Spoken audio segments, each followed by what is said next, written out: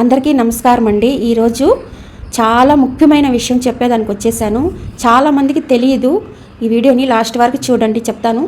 దీపం వెలిగిస్తే ఏ వైపు వెలుగుతూ ఉండాలి, దీపంలో ఎన్ని వత్తులు వేసి వెలిగించాలి, పూజా రూమ్ని ఎలా క్లీన్గా పెట్టుకోవాలనేది ఈ వీడియోలో నేను మీకు చెప్తున్నాను. లాస్ట్ వరకు చూడండి, లైక్ చేయండి. అందరూ చూస్తున్నారా కానీ లైక్ చేయట్లేదు. మీరు ఇచ్చే లైక్ నాకు ఎంతో సంతోషంగా ఉంటుంది. నేను ఎంత కష్టపడ్డాను అన్నది మర్చిపోతాను. లైక్ చేయండి, మీ ఫ్రెండ్స్కి షేర్ చేయండి. మన ఇలాంటి ఆధ్యాత్మిక విషయాల కోసం మన ఛానల్ పద్దూస్ వరల్డ్ని ఫాలో చేయండి ఫ్రెండ్స్. అయితే లేట్ చేయకుండా ఇప్పుడు ఆ విషయాలు మాట్లాడేసుకుంటాం.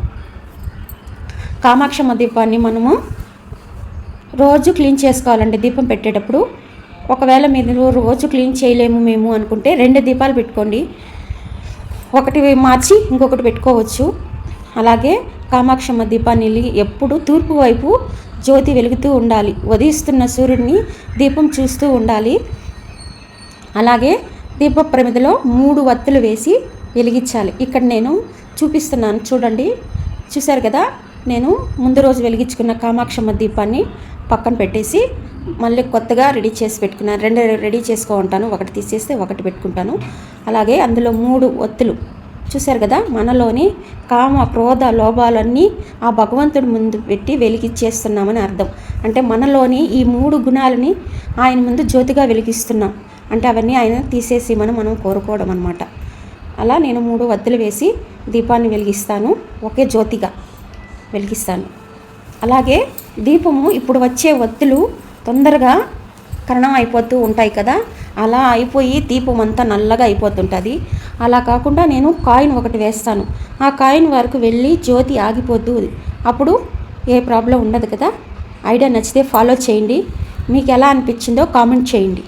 కామాక్షమ్మ దీపాన్ని వెలిగించుకొని అలంకరణ చేసుకోవాలి. మన ఇష్టం, మన ఇంట్లో ఉండే పుల్లతో మీ ఓపిక, మీ టైం బట్టి సింపుల్గా అయినా చేసుకోవచ్చు.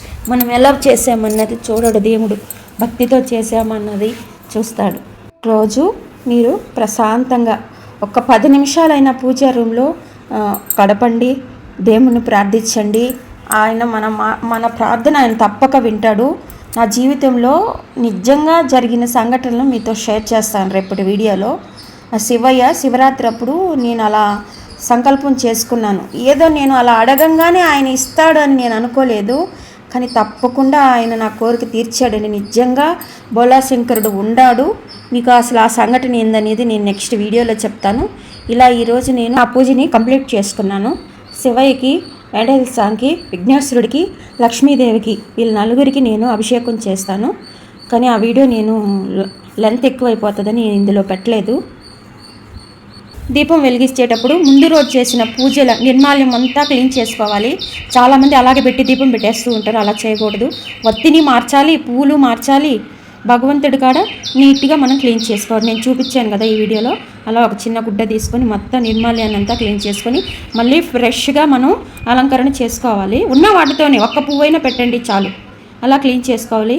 మనం క్లీన్ చేస్తే క్షణాల్లో క్లీన్ అయ్యేటట్టు ఉండాలి పూజా రూము.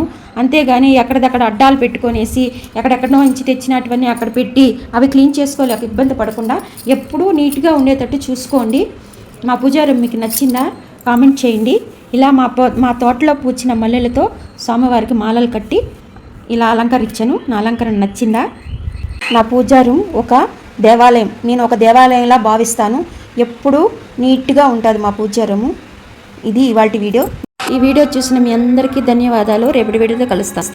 ఓం నమః శివాయ. అందరికీ బాయ్.